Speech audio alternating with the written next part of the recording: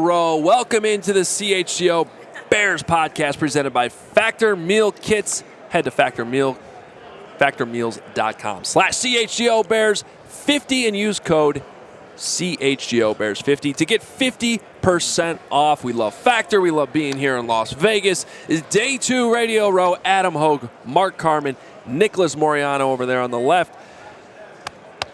Let's go. This guy's wearing a suit. Greg Braggs Jr. is wearing a suit. Well, you know, he thinks he's better than everybody here in Las Vegas. That's not true. That's not true. I dress like I talk, very loud.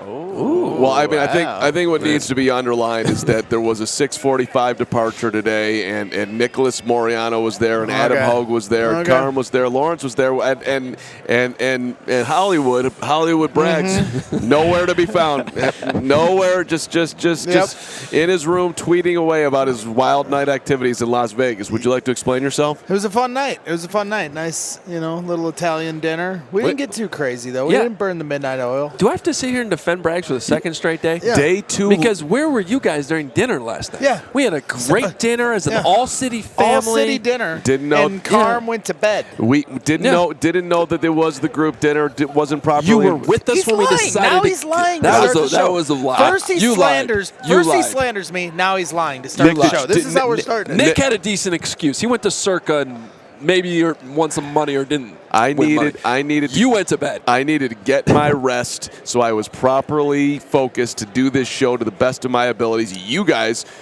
don't have the same focus and commitment that I do. Anything that you embody, it's focus. That's right, Antonio Gibson. We'll get to that in a minute. All right. Well, show back on track. Welcome back. This is a great way to start day 2. Welcome back to the show. We got a big one for you today. Okay, Huge. We have Robbie Gould joining us here shortly. We had a chance to talk to him already this morning. Yesterday, Greg and Nick got a chance to talk to Chris Simms, whose quarterback thoughts are always outstanding. So he's going to join the show. And then a little bit later on, Nate Tice will join us as well. He's a huge Drake Maye guy. We don't talk enough about Drake Maye, so we're going to bring Nate in and talk some Drake Maye. We also have a lot to talk about for media night as well. Matt Nagy to Sean Gibson. Braggs is harassing Patrick Mahomes that we need to talk about. So there's a lot of fun stories from last night we're going to get to as well. But as always, we need to welcome our brand new CHGO diehards. Welcome to the family. We got some big ones. Carm, take it away. Yeah. First off, we want to welcome in Keith, my guy, 3-time Stanley Cup winner. Keith plays with teeth, plays without teeth. Keith, welcome in. We appreciate your grit. We needed you. John, my man John, so consistent. Every day wakes up, opens his eyes, and thinks what he can do to be the best John he can be. John, welcome in. We have another John, one with an H, one without an H. Double J, double victory, double diehard, double John. Love you, my friend. And then I think this is the legend, straight legend of Chicago media. Definitely is. It definitely is? Definitely. Yeah. Oh, wow. I mean, nobody has created a media network that and has leaned into softball as much as our hero, George Bliss, the blissful guy. Just puts a smile on your face when you say his name. Welcome in to George Bliss. I can't even believe he became a diehard, but this is a big day for us. George is the best. I owe him a lunch from like 8 years ago, I think. Oh, wow. Go over to Miller's Pub, have it. He loves it in the Loop. George, there you go, George. I love you, buddy. And Jay Cutler, the jump shot. Jay. He's right now. He's probably in the woods somewhere up in a tree house planning to murder a bear. Jay, welcome in. We appreciate you, Jay. 34 new diehards. We have hit sweetness. So thank you to one and all. Just in February. Are you a John with no H type of guy or a John with an H? Because for me, it's John with an H. I'm not sure what happens when you leave the H out. No disrespect to our new heart Johns. I don't really get caught up in that. I'm a Mark with a K. What did you just call him? Yeah, Mark with a K, Mark with a C. Nick with a K. Did you just call him the Newhart Johns? I don't know what I just called them. Our new diehard Johns. Not Adam Johns. That guy should be a diehard too, but it's fine. There's a good-looking gentleman over there wearing a Hogan Johns hat, by the way. Wow. Wow. He may produce that show. Wow. He is over there. All right, let's go. All right. And real quickly, those of you in Las Vegas tweeting us, you've been asking, we do have a diehard meetup happening at Circa tomorrow night, Wednesday night from 6 to 8. Go check on social media. You can find the link. It's also on allchgo.com. There is an RSVP. So if you're in the area, come join us at Circa tomorrow night, 6 to 8. If you RSVP, 2 free beverages. And then a third one courtesy of alcoholic Bragg's. beverages? Yes. Yes, they're alcoholic beverages. If you're in the neighborhood, not free water, if you're free drinks. That's right. If you're in the neighborhood and you don't come, it's going to really just bother That's going to me. hurt, yeah. So please be there. We look forward to seeing you. Come out. I'm going to push Carman in the pool. Wow. I don't think Carman is liking that idea. Can we make sure we get video of that? I would enjoy that. Okay. I took that as a real threat. All right. Last HR. Again, nobody responds. Again, it's just crickets whenever you call for HR. All right. Last night was opening night over at Allegiant Stadium. Always, my favorite part about Monday, it's a long day. I was like dragging before, we're getting on the buses trying to go over there. The second you walk into that stadium, the energy comes back. It is a cool event. There's just a buzz kind of kicking off. It's a great way to kick off the week. And, not going to lie, we had to replay some of the hits from last year with the Kansas City Chiefs and find Matt Nagy again. But I thought it was an interesting conversation with Matt last night. First of all, credit to Carm. We were trying to look for Matt for like 15 minutes. Carm found him first. Good job by you. I walked up on him. It was me and him and like one other national person. I'm like, I'm going to get a one-on-one with Nagy right now. This is my moment. It's on our CHGO Bears. It's on my Twitter account, and we're going to play the extended conversation when Hoge jumped in there with Jason Leisure and a bunch of other Chicago media. He was as likable as he's ever been. I really enjoyed talking to Matt Nagy last night. It's interesting seeing some of the Bears fans' comments out here. Like, why do I like this guy now? There's a lot of that going around. Well, he was always likable. I mean, that to me was never the problem. That's fair. But yeah, so we'll just go ahead and play this. I think to me the difference in the conversation this year compared to last year when we talked to him at the same time. Last year was like a lot of loose ends that sort of had to be tied up because no one had really talked to Matt, at least from Chicago, since he had been fired. This year, okay, now he's got a Super Bowl ring. Now they're back here. He's pretty much Andy Reid's right-hand man. He's the OC again. He was not the OC last year at this time when we talked to him. This, to me, was a more like introspective conversation with him admitting more of his faults, which he did a little bit last year, but more so in the mindset of it's clear he wants another head coaching opportunity. Overly clear. And he makes that very clear in this conversation. So I think Bears fans will find this interesting. There's also Matt Nagy, talking about Justin Fields in here as well. In fact, I think this is how this kicks off. If you're listening as a podcast, you won't be able to see this. But if you're watching on YouTube, we left this in here because this was me turning on my camera, like kind of approaching him, and his reaction was pretty funny. So here's Matt Nagy last night at opening night. I was able to, maybe not in extreme detail. Look at this crew. This is the crew, man. You guys are circling me, man. Some things that Jeff, come save me, man. We got you. No, man. But no, I think I've been able to watch a lot of TV stuff, and then like I was just telling him, some crossover in some of the games that he's played. So being able to just see what he's doing, he's really grown a lot. It's been great. He spoke very highly of you as a guy, how much he enjoyed working with you. What was your experience with Justin the year that you had? Yeah, it was. I wish, it was quick. It was only that 1 year, and we were just talking about it. You go through some times, and you look back at some experiences that you had. Trying to help him grow as a quarterback, as a young man, off the field, on the field. How do you watch tape? How do you film study? How do you practice? What are your practice habits? And it didn't end up getting to that point. So now I move on, he moves on, right? We have different stories, but at the same point in time, I think he's really he's growing quickly in a lot of different ways. I mean, you look at some of the adversity he's been through. And it's not easy in Chicago. There's a lot of passionate fans, it's not easy. But one thing's for sure is it's going to make him tougher. And whether he stays there or goes somewhere else, whatever happens. But I know he's very resilient, and he's a great kid. How have you grown as a coach since going back to KC and kind of starting at the position coach level Sure. and working up? Yeah, it's been really good for me. again, you guys know this. I said it last year, and I'll continue to say it the rest of my life. I wouldn't change it for anything. I learned a lot. And, you know, everybody there made me stronger in a lot of different ways. There's things I did well. There's things I didn't do well. You know, I got to use those to make me better. I've been able to do that. Step back, be humbled, and understand that, you know, you can grow. I can grow in so many different areas. And when and if the time comes that I get another opportunity, I feel like I'll be better from it.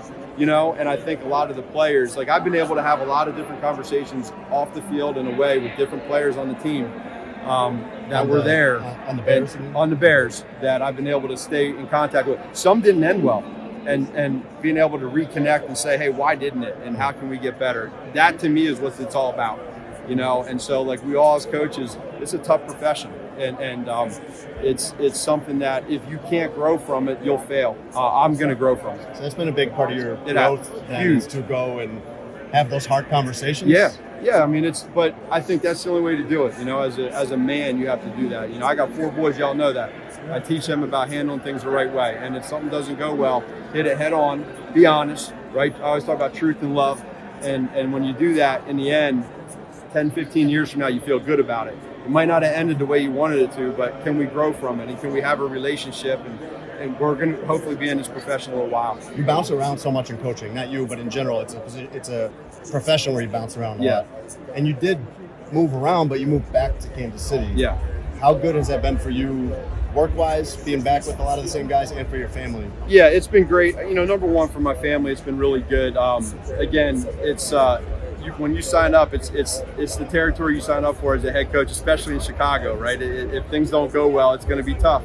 And we get that. But it was also, I had a lot of great experiences in Kansas City, as everybody knows. We go back there. You step back, you're a position coach now. You're no longer in charge of all those people. It's a humbling experience, but it's good for you. You get back with Patrick, you get back with Coach Reed and Veach.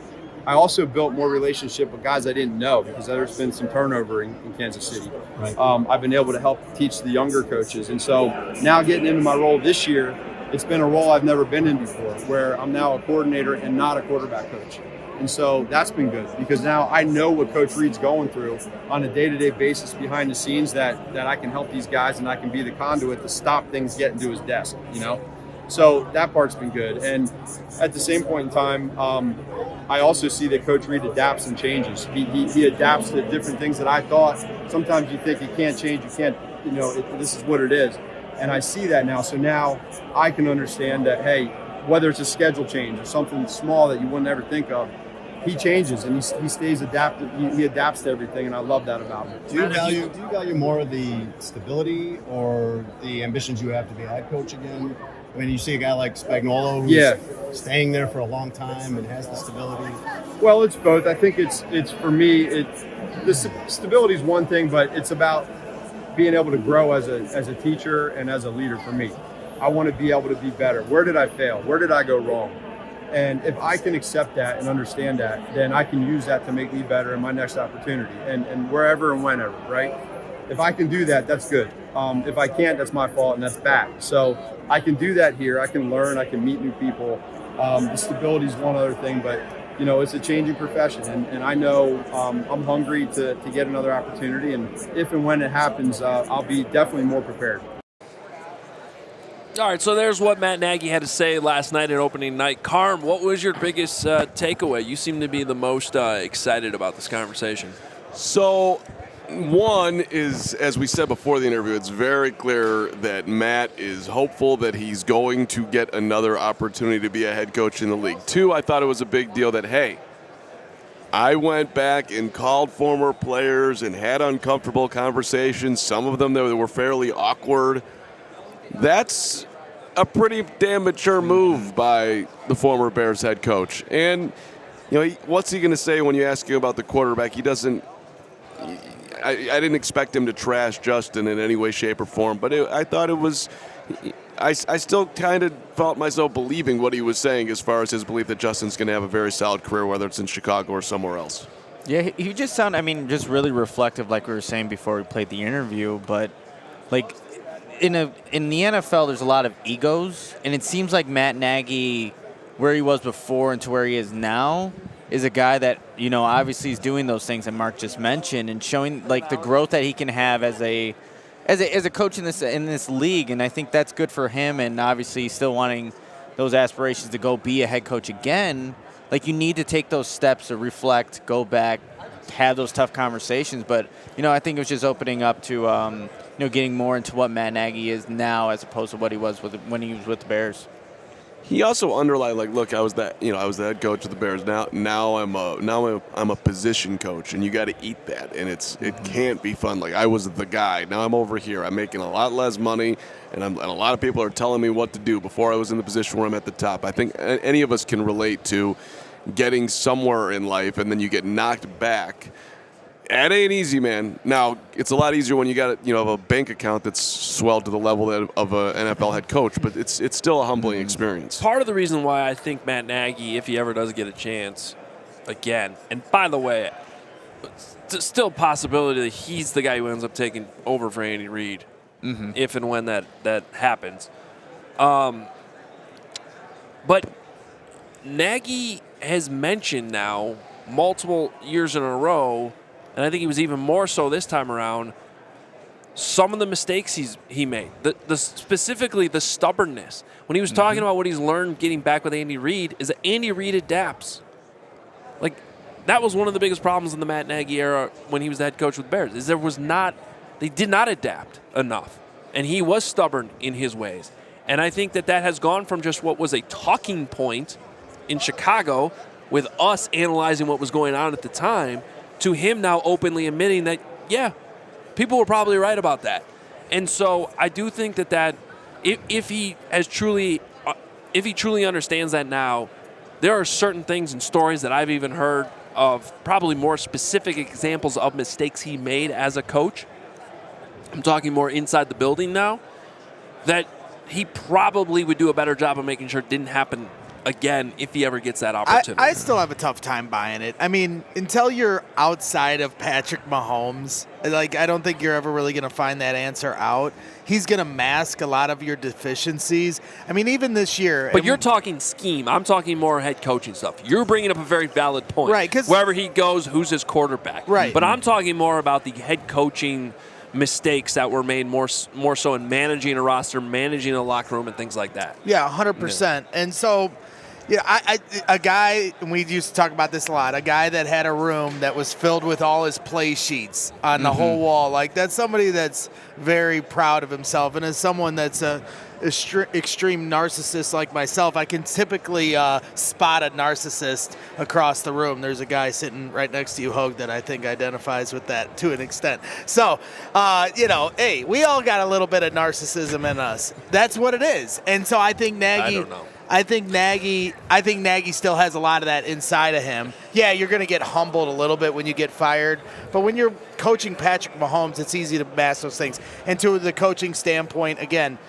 they've had a limited personnel standpoint with the wide receivers, but short yardage was still an issue on this team. I don't know. To me, I still don't buy Matt Nagy, and I think if he became the head coach of Kansas City, I think he wouldn't do as great as Andy Reid. I think that's not really that hard of a sell to say. We can move on here, but we didn't get too deep in the weeds to some of his deficiencies along the lines of, he never embraced the run game. That wasn't his thing.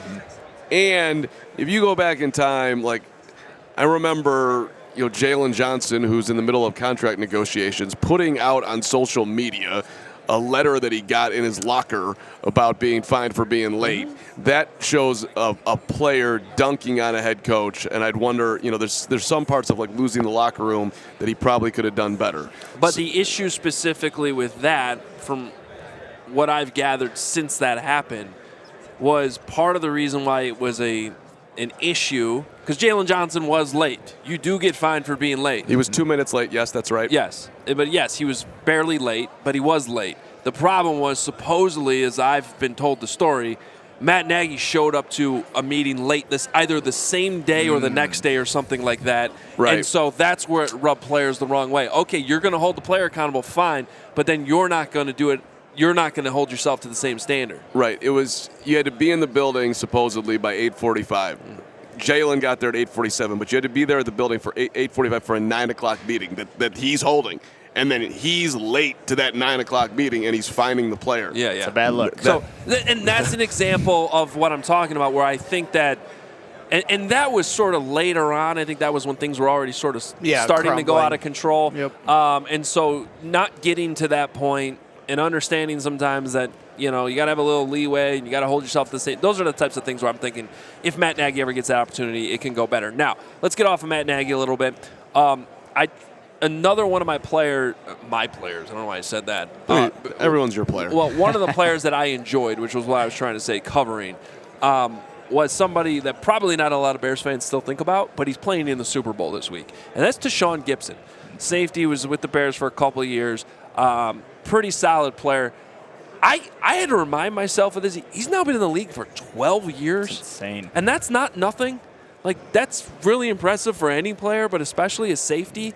And he didn't know if he was going to get another opportunity to come back this year. So close to a Super Bowl. For him, he said it was a no-brainer to come back, get this opportunity. So if you're looking for ex-Bears to root for, I think on Sunday, I think this was a good one. But we had a chance to talk to him about some of that stuff. We cut this down to more about what he had to say about Justin Fields and some of his old teammates in Chicago. We had a chance to catch up with Tashaun Gipson last night. I think you guys will enjoy this conversation. When we had ended in Chicago, you almost was like you might not get another chance. Oh, tell me about it, man. I went from, 2020 was a good year for us, obviously. Went to the playoffs, came up short. 2021, the energy just, obviously, man, we had the players, it didn't work out, man. And it wasn't nobody's fault in particular. A lot of injuries and things like that. I'd be lying to you if I said that I thought I'd be getting a phone call during free agency. I knew it'd be quiet. And I ended the year rotating with Deion Bush. Like, no shade to Deion Bush. I got love for Deion Bush. But that kind of just put me in a spot where, man, like, is this where you at in your career? So, man, like I told y'all, man, I'm a man of faith, and I always say, man, if I ever get another opportunity, man, I won't never let that opportunity pass me by. This close to being out of the league, so it gives you a different type of perspective about the game that you love so much. You still keep in touch and follow some of your old teammates in Chicago? Man, I talked to Eddie, man. I was just talking to Eddie, man. Eddie Bojack, man. I was just talking to him, and I always talk. My DB guys, man, I keep up with those guys all the time. Jalen, man, definitely top 5, man. I hope he get everything he deserves, man. I remember he was a young dude coming in there. So to see him progress to how it is, man, I couldn't be more happier, man, for him. So I definitely still keep in contact with my guys in Chicago. Dre, head trainer, all those guys, man. I got nothing but love. City of Chicago, man, owe me nothing, man. I'm thankful that the city brought me in for sure. What did you learn from Bojack? Huh? What did you learn from Bojack? Man, I learned a lot of stuff, honestly, man. But Eddie probably, that's my locker. He was my locker man, man. So I was a lot closer with him, man. And I just think, man, like, Eddie is probably one of the more athletic safeties, man. He can play, man. He can do so much stuff, man. My first thing when I met him was just like, man, he like a younger version of me, man. He just like, he get the ball, man. And I was excited to pair up with him, man. And I'm thankful I was able to go out there and play with him 2 years. Man, and he's one of my favorite players that I played with in my career for sure, just as a person for sure. You got to play with Justin. You went against him last year. Yeah.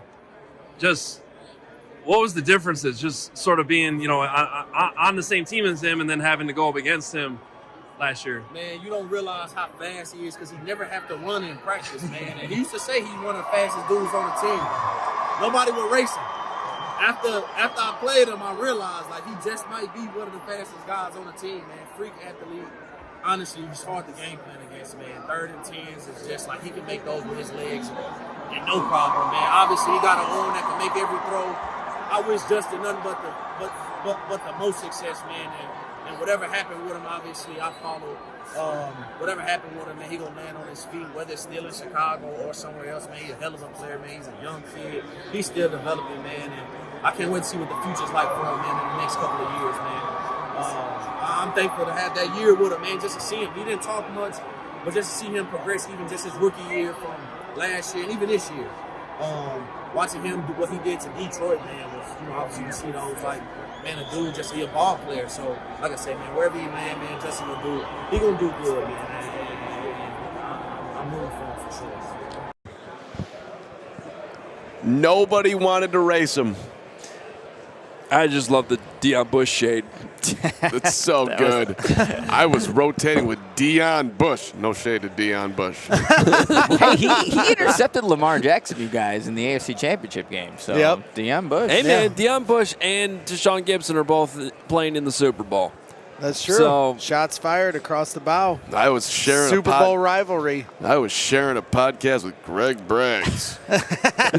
No disrespect to Braggs. Same energy. That was amazing. Yeah. So we don't have to talk more about that. I enjoyed Deshaun Gibson. I always like talking to him. But so he called Jalen Johnson top 5 corner in the league. Still loves Eddie Jackson.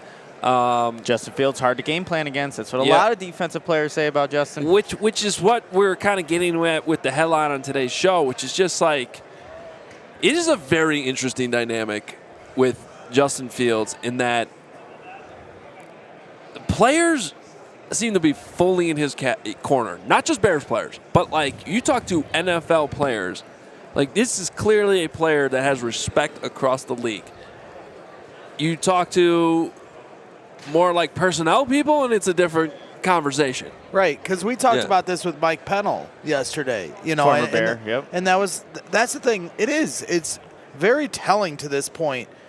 Players, former players, fans are almost to a man team Fields, and then draft evaluators, insiders, media people, especially local media here in Chicago, they seem to say draft Caleb.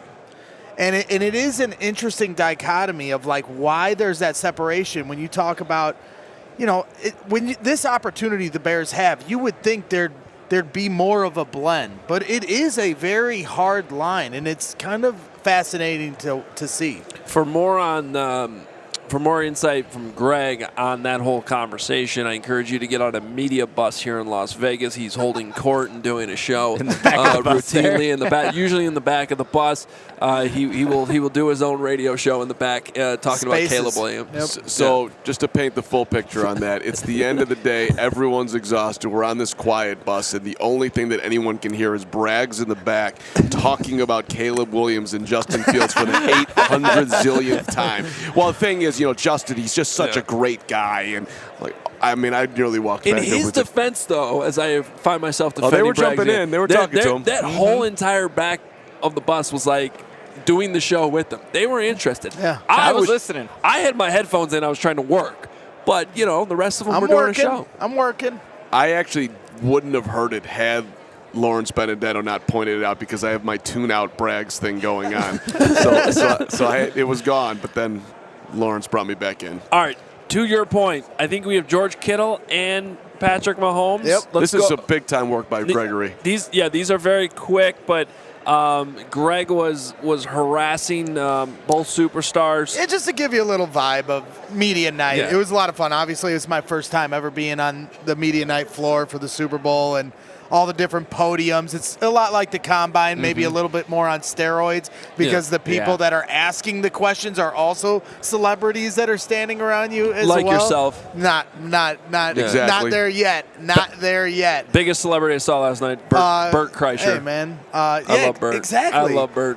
So, you know, it was a lot of fun, and to be able to go up to, you know, one of the most legendary quarterbacks in NFL history, Patrick Mahomes, and ask him a question about, you know, the Bears angle of things was definitely a fun experience. Caleb gets a lot of comparisons to you. Do you think those are fair, and how do you think his game translates to the NFL? I mean, if you're able to have the success that he's had in college on the level that he's had it, it's going to translate. It's just about getting in the right system, continue to trying to get better, and then you're going to deal with some adverse moments. How do you respond to those adverse moments? And I mean, he's done a great job from everything I've seen. I'm sure he'll do a great job in the NFL. Would the Bears make a mistake without drafting him with the #1 pick? I mean, I'm glad I don't get paid to make those decisions. They once passed on you. Yeah, I know, but Justin Fields plays great football as well, and so I'm glad I'm not paid to make those decisions. But I think either way, they're in a great position for the future, and it's just about which way they want to make that decision. There it is, Patrick Mahomes. You know, and that was, you know, the angle to get up there was the hardest part, because people are really, shuffling and elbowing to get up there. So I kind of had to wait my turn as I got closer to really get like the good audio if I was too far away. But it was kind of fun to press him a little bit on it and see his thoughts because, hey, let's face it, the Bears did pass on, Patrick Mahomes once out of time. And whether those comparisons to Caleb Williams are fair or not, that's kind of the tipping point for a lot of Bears fans of the fear of passing on Caleb Williams. I mean, obviously, to become Patrick Mahomes is slim to nil, but just the idea of that is scary for a lot of Bears fans, just like the idea for some Bears fans to pass on Justin Fields is scary. Just be in the moment for 1 second. You, in your life, went one-on-one with the GOAT last night. Yep. You did that. Yes, sir. That was the opposite of one-on-one, but he did get consecutive questions into the best player in the NFL. Hey, that's tough to do, in man. it with 40 other people around. Once you go back-to-back questions, it's officially It's a one-on-one. It's a And one-on-one. I actually also Okay. got another question. If you go on our Bears Twitter page, we put it up this How's morning. bragging camp going? Where it's going great. As far as, because that was obviously more the hot take question just to get a reaction and see what he would say. But I did ask him about the Lincoln Riley and Cliff Kingsbury system and why that's been so successful for quarterbacks like Baker Mayfield, Jalen Hurts, himself, Kyler Murray, and he had a really good detailed answer of why those quarterbacks have translated from college to the NFL too. So if you go to our Twitter page, you'll be able to find that there. We should mention there's a lot of social media content out there on our social channels. Instagram at CHGO_sports, Twitter at CHGO_Bears and _sports on our own personal accounts. There's a lot to get to. I think we have more on YouTube as well, so check it all out. All right, George Kittle, though, as well. Thoughts on Justin Fields. This is a Bears fan now. This is George Kittle. Right. Bears fan George Kittle. Deep down wants to be a Bear. Is this the Bear thing or the Justin Fields thing? This is Kittle talking about how he wants to be a Bear fan. It's a pretty funny moment. Also, I'm a Packers fan, so I have, please, what's up? a big request for you. Yeah. Please don't ever go to the Bears. Please don't ever join the Bears. It's whatever happens, man. I grew up a Bears fan, man. Relax. You got people petitioning you to stay off the Bears. You grew up a Bears fan. That was great, wasn't it? Yeah, well, you grew up a Bears fan. I did. You realize how popular you are amongst Bears fans. You've said the Bears coming off the podium once. I did. I know a lot of Bears fans appreciate it. Didn't know it was a hot mic. Oh, yeah. Well, they definitely appreciate it. I know. So someone let a Packer fan in there. The supposedly reporter, he introduced himself as I'm a Packer fan, and then he tried to beg George Kittle not to become a Bear, and George Kittle basically told him to F off. I can be a Bear if I want to be a Bear. Well, that was the thing. He didn't say no. He didn't. He didn't say, well, I'm going to retire a Niner, so don't worry there. No, he said, hey, anything's possible. And, that's just funny how he's never going to close that door. You can tell that he would play for the Bears if he had it his way one day in his career. George Kittle, Cole Kmet. I'm liking that duo at the tight end position for the Bears. So Iowa guy, too. Iowa guy. That'd be cool. Iowa guy. Yeah. All right, we got to keep things moving, but Kittle did also talk about Justin Fields. Talked about Justin, Cole Kmet, and what the Bears should do with the #1 pick. So you can find that all on our Twitter page. And that another guy who's like, nope, roll with Justin. So the players are in Justin's corner. There's no doubt about that. And we got to move on, but of course all players are, by the way. They're never going to say, I prefer a rookie who's not here to a dude who's putting in time. They're just not going to do that. And I think a lot of it's genuine, too, and they really, really respect Justin's talent. Yeah, well, you're right. That's a good point. Both of those can be true at the same time. All right, looking for a super offer for Super Bowl 58. Are you? Of course we are. Are you? Of course I Damn am. right. Okay. Hoge. DraftKings Sportsbook has you covered because new customers can bet on the big game and turn 5 buckaroos into 200 instantly in bonus bets. DraftKings Sportsbook app, you can go on there. You're going to find all kinds of props for Super Bowl 58, all types of things. I'm going to only bet the Taylor Swift props. By the way, new album coming out April 19th. Happy birthday to me. Our Uber driver last night, Nicole. She had 213 Taylor Swift songs ready to roll. That's all she listens to. Karaoke? She could karaoke. By the way, I've got a karaoke bar for us to go to, and I expect a big performance from all of you. All right, I'm gonna rock some Taylor Swift in the car later. I'll sing some Creedence Clearwater Revival. I'm jealous of Nicole. She didn't make any wrong turns. I made one wrong turn. She's got better music on. We got to step up the Hoge Uber game here. Download the DraftKings Sportsbook app now. Use code CHGO. New customers can bet $5 to get $200 instantly in bonus bets only on DraftKings Sportsbook, an official sports betting partner of Super Bowl 58 with code CHGO. The crown is yours. Gambling problem, call 1-800-GAMBLER. In West Virginia, visit www.1800gambler.net. New York, call 877-8-HOPE-NY or text HOPE-NY 467-369. In Connecticut, help is available for problem gambling. Call 888-789-7777 or visit ccpg.org. Please play responsibly. On behalf of Boo Hill Casino Resort in Kansas, 21 plus, age varies by jurisdiction, void in Ontario. Bonus bets expire 168 hours after issuance. See dkng.com/football for eligibility and deposit restrictions, terms, and responsible gaming resources. We would not be here at Super Bowl Media Row without our friends at Factor Meal. Factor. And the reason why Factor can be the factor of us being here is because Factor's delicious, ready-to-eat meals make eating better every day so much easier for guys like Nicholas Moreano, who would only eat Factor if he could. Wherever tomorrow takes you, be ready with pre-prepared, chef-crafted, and dietitian-approved meals delivered right to your door. You'll have over 35 different options a week to choose from, including keto and calorie smart, vegan and veggie and more. Everything there that you could possibly need for whatever diet you have. And there's even more to enjoy with over 55 nutrition-packed add-ons that help make your weekly meal planning even more delicious. What are you waiting for? Get started today with a feel-good week of meals ready to go. 2-minute meals, fuel up fast. Factor's restaurant-quality meals that are ready to heat up whenever you are. Snacks, smoothies, more. Wide variety of easy options for somebody like myself that can last you for the entire day, like breakfast, midday bites, and more. Sign up and save. We've done the math for you. That's right. Factor is less expensive than takeout, and every meal is dietitian approved, once again, to be nutritious and delicious. This is what you do. You head to factormeals.com/CHGO. Use that CHGO code to get 50% off. That is factormeals.com/CHGO to get 50% off. CHGO Bears 50. CHGO Bears 50. I knew that. It's right there. It's right there. Yeah, below that. Right. Okay. Thank you. Let me do that again for you. Head to factormeals.com, and then you want to put in CHGO Bears 50. And that's where you get your 50% off. That's code CHGO Bears 50. Come on. We Nice love you. job. Thank you to our friends at Factor. I give you a C-. I'm going to give myself a C-, but no, actually, You just got to check out Factor. No, the bottom line Factor's an A+. That's what matters. CHGO Bears 50. Seriously, do it. You'll love it. Your life will become that much easier and that much more delicious. All right, always fun to recap opening night on Tuesday morning here on Radio Row, but it's time to dive into the guests. Heavy guests the rest of the way on this show. We kick it off with an old buddy, Robbie Gould. You may have heard of him. Former Bears kicker, former 49ers kicker, recently retired. Carm's trying to get him back on the football field. He may or may not be interested, it sounds like. Here's Robbie Gould. All right, kicking things off on day 2, Radio Row, Las Vegas, with our friend Robbie Gould. No pun intended. No pun. I actually did not do that on purpose. I know you didn't. So you guys will have to prevent me from just talking golf with Robbie for 15 minutes here. I got you. Don't worry. Yeah. But he's here with DiGiorno and DiGiorno Pizza. We're happy to have you here today.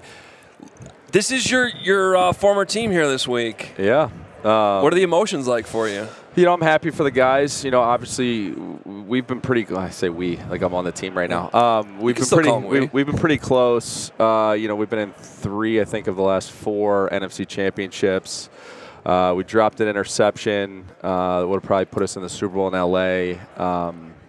We lost to Kansas City in the last 5 minutes of the game when we were up 10 points. So, these guys have been knocking on the door for a long time. They restructured the roster a little differently. Obviously, Brock Purdy coming in, playing really well in the system. He's cheap, able to get a guy like Hargraves at the defensive line.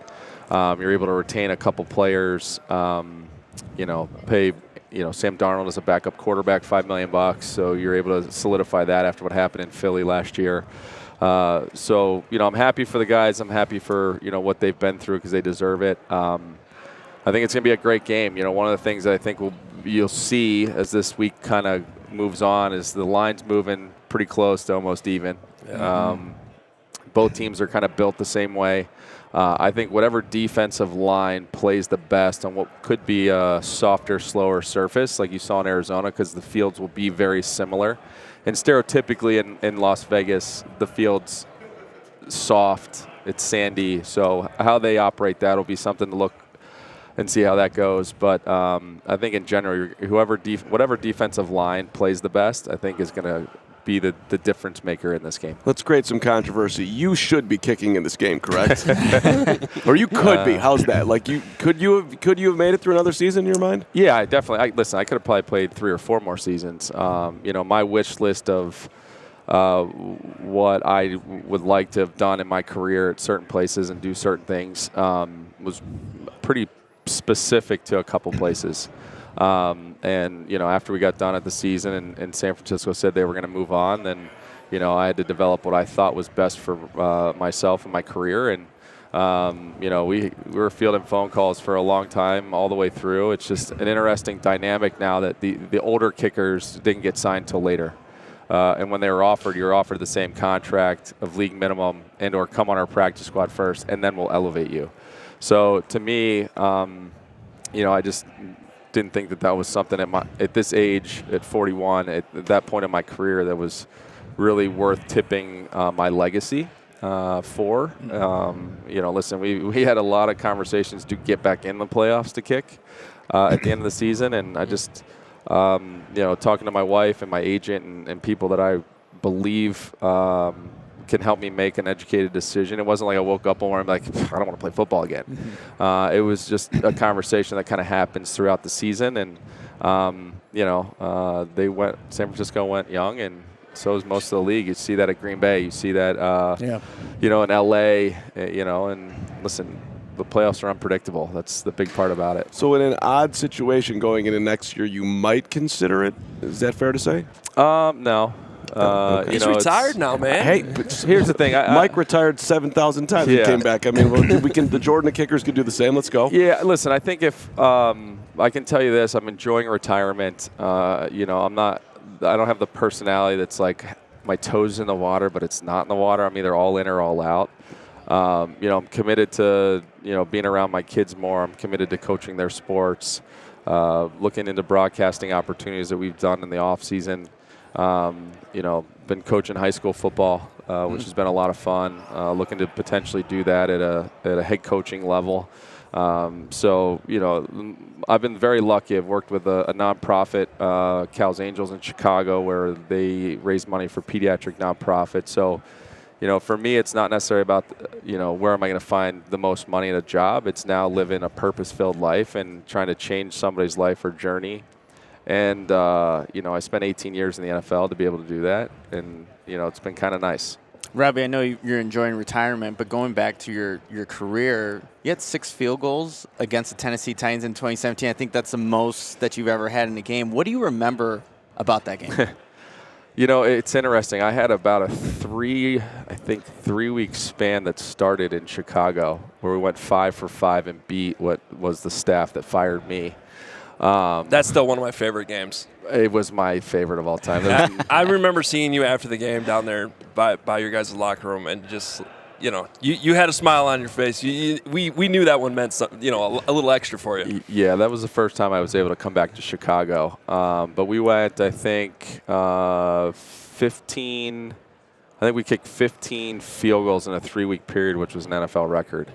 And Jimmy G was just coming onto the team, so, we were kicking more field goals just because he wasn't as familiar with the offense, I would say, as he ended up getting and comfortable.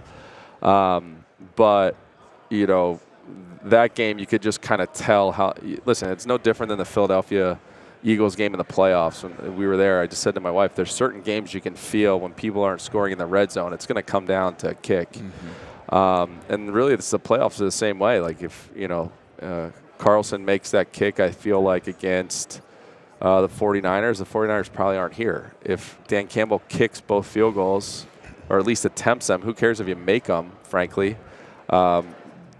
the Detroit Lions are probably here instead of the San Francisco 49ers. So, to me, it's this fine balance between the importance of the position and what people are willing to pay to make sure that they have that opportunity. Wanted to ask you about what transpired pregame AFC Championship with Justin Tucker. For those that missed it, he's trying to warm up. I believe the kickers are allowed to warm up on both sides, right? And I don't. You'll know the rules better than me. But Patrick Mahomes starts like kicking the sticks, and Kelsey tosses them. It's not hard. I mean, as long as you can talk to each other. I think obviously both teams are in a heated moment. I think Kansas City. If you look at kind of how their season went, they're starting to play like the Kansas City Chiefs. They'd spent all season trying to find that identity, what they were doing, so to speak. They battled through some injuries. Here they are on the road for the first time in an AFC Championship game, and let's pick on the kicker. That's the easiest thing to do, right? And I can't speak for what happened there. All I know is that usually what you'll do is I would always start kicking at the 20-yard line. And if the quarterbacks, because I would always start at the opposite end of our tunnel and ask, hey, how many throws do you have? Hey, do you care if I go to the right side or the left side? Just tell me where you're going to be, and I'll work around you, My assumption there was no conversation, and that's probably what sparked whatever happened. So those situations are pretty easy to avoid. The guys are usually in pregame pretty simple to deal with. It's just a matter of having a conversation to ask them what they're doing, and, hey, I'll work around you. There's endless conversation going on right now. Should the Bears stick with Justin and or draft Caleb? I know you have a strong opinion on this, or at least have an opinion on this. Yeah, it's interesting. I think the Bears, for the second year in a row with the number one pick, thanks to the Carolina Panthers, are sitting in a really good situation. And, I think they have the ability now. And what I feel bad for Justin is Justin has never really had stability as an offensive coordinator. They've always changed that or changed the head coach. And I think that's a big part of the growth of a quarterback. If you're always trying to learn a new system, how do you grow as a player? So here we are again. Justin's going into a new offense with a new offensive scheme, which should be, if it's a Seattle type of concept, is run first, which is what you need to do in Chicago. Also, run first helps Justin in the pass game. So I think there's a lot of upside to where they're going with him at the quarterback position. I'm a big believer that Marvin Harrison Jr., he's a game changer. Yeah. How do you let that guy go at number one? Wow. I love DJ Moore. I think he's great. But if you compare both of those guys, listen, that takes care of a lot of issues later down the road. I love DJ. I think he's a great player. But if you're forecasting down the road and you need a number one receiver that's still under contract, that's not as expensive later as a $100 million receiver, you don't let that guy go. But I also think that they're in a position where they can trade the pick and build their offensive line, which they need to do. And get some more draft capital that gives them more bodies. And you see, listen, San Francisco's been able to do that. That's a big part of, I think, why they're here. They've had minority hires at the coaching and general manager positions where they get 2 third-round picks.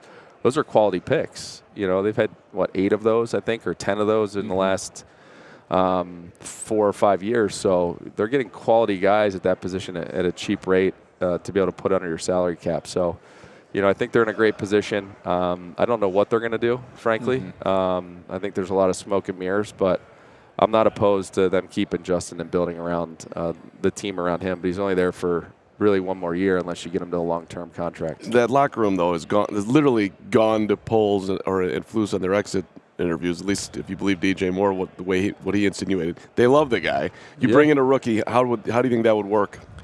Well, here's the thing. It's a situation of, where are you trying to go in the future and what are you trying to build for right now? So, if you look at the Green Bay Packers, right, they move on from Aaron Rodgers. They have Jordan Love, who was a first-round pick, which they did the same thing with Brett Favre and Aaron Rodgers, right? And they were able to get a deal done for a short term for, not a ton of money. So you can still evaluate it, but you still have a quarterback that has experience. There's no reason that the Bears can't go and do that with Justin Fields if they think he's the quarterback of the future, to get a couple-year deal done for him to be secure financially, but also give the team the ability to build a roster around him. That's what I've been saying. Let's go win-win. If you're going to keep him, Yeah, listen, I think he saw a lot of maturity from him. You saw a lot of growth. Again, it's hard to have growth as a quarterback, any player really, as an athlete, if you're always changing coaches. You're always changing a scheme. So here we are again hitting the reset button, and I think that's something that can't be unnoticed. But I think it's something that you have to explain to people of like, hey, does he have the talent and the capabilities of learning a new offense? Can he make the throws? Can he athletically help us in the run game? And I think he checks a lot of those boxes. And then, the question is, as a general manager, do you want to start over again with a rookie quarterback? All right, I got two. I know you got to get to your next stop. I got two quick ones for you. Real quick, Brock Purdy. Yeah. Like when was it when you guys knew in that locker room like that you guys had something with him? Well, you could definitely see what he was doing as a young player. I mean, he came in and led a couple drives in the end of the game with guys that were not the number one players or number two players on the roster. He showed that he can handle an offense. He showed that he could play with anybody, really, and he showed a lot of great leadership skills. And the tough decision for San Francisco at the time is everyone forgets Trey Lance was a top pick in the draft, and they had to let him go for Mr. Irrelevant. So, this business is about making tough decisions. They're not always likable, so to speak. But if there's a vision and then I always say if there's a reason to why, then people can buy into it. And winning takes care of everything. Let's be honest, right? All right, and then this last one's a hypothetical, but and everybody knows Cairo Santos is doing great, and he's the Bears kicker, but injuries do happen. Would that be like a mid-season situation? Would that be the most likely path to you getting back on a football field? Here's what I would like to do. I would like to be an ambassador for the Chicago Bears. Okay. I would like to. I haven't met Kevin Warren. Frankly, I haven't talked to the McCaskey family since retirement. There's still a piece of this in transition for me of, in Chicago, you have to pick, do you want to go broadcasting or do you want to go with the family? And I don't mean that in a bad way. You just can't have it both ways. And I think there's a way you can do that. But I think for me, I've always had a sweet spot in my heart for the city of Chicago. I've always had a sweet spot in my heart for the McCaskey family. A lot of my memories as a player for 11 years was there. And I think, if I had my crystal ball, I would love to go back there and be an ambassador for the team. There you go, Kevin. Robbie, real quickly, with all the talk about Arlington Heights real quick, how weird would it be if, kickers were kicking indoors as opposed to outdoors at Soldier Field? How weird would that be? I would be jealous, No, listen, I think it's a great opportunity. The irony of that property is it's still in city limits in the county perspective, so you're still going to get a little bit of drawback from that. I think what I've seen is they're going back to focusing on the city as a stadium, so I think this is going to ping pong back and forth until some of the politics comes to rest. What I will say, though, is if you look at all the teams that are doing really well in the National Football League, they've developed a new stadium. They've developed a place where they can make more revenue. And the reason for that being is they now then can have a bigger cash spend. So I do believe that it's very important for the Bears, not only the fan base, because you now can spend money outside the salary cap to keep really good players as opposed to maybe cutting them. So I think that's a big deal to get done, not only for the community, for the jobs, the amount of revenue that's going to come in tax money, but also just to give them a better experience. I mean, listen, Soldier Field is not hosting a concert in the middle of the winter, right? So they're not making the money on that. There's not a development around there. You can see the properties that are being bought up already in Arlington Heights for whether it's Airbnbs and restaurants or whatever. Like, it's already making an impact, and there's not even a shovel in the ground to build a stadium yet. So I think the Bears have done a really nice job of trying to create this community where it's going to be infectious to the greater good of not only the city of Chicago, but also the fan base and the communities around where that stadium will be. All right, I love this promotion that DiGiorno's doing. This isn't the fans in Chicago aren't going to love this. No, I know. I was going to say even the brings copy back here. Bad memories. Yeah, the word "doink" is on the sheet in front of me, and Bears fans don't want to hear that. But tell us about what's going on with this. Yeah, it's pretty cool. So for the second straight year, DiGiorno is giving fans a chance to win free pizza. The caveat to this is that the ball has to either hit the upright or the crossbar, and if it does. Fans can go to DiGiornoDoinks.com to register for free pizza. The other thing that's pretty cool about what they're doing for this week is they partnered with DraftKings to do what's called dollars, DiGiorno Doinks for dollars. So they can go and predict some of these situations that are going to happen in the game, and you can win up to maybe a share of the $20K that's going on. So I know Doink's a bad word. In the Chicagoland area, but we're praying for doinks that go in. So I was going to say, you could doink it and still make it. I'm a Pizza Friday guy. That's just what happens in our family. So, we've registered, and I'm a big fan of cheering for the doink that goes in. Yeah, we'll root for that too. Yeah. Robbie, always good talking to you. Thanks, man. Yeah, thanks, guys. Great to sit with you. Thanks, Robbie. Always great talking to Robbie Gould. A lot of interesting stuff in that conversation. Including the door and the path back to the Bears sounding pretty closed. At least playing, but he wants to be an ambassador. Mm-hmm. That was an interesting comment about having to kind of choose between broadcasting and being a team ambassador. I mean, he's the exact opposite of me. I'm the most, let me put 1 foot over here and 1 foot over there. This cheeseburger looks good, but let me have the chicken sandwich.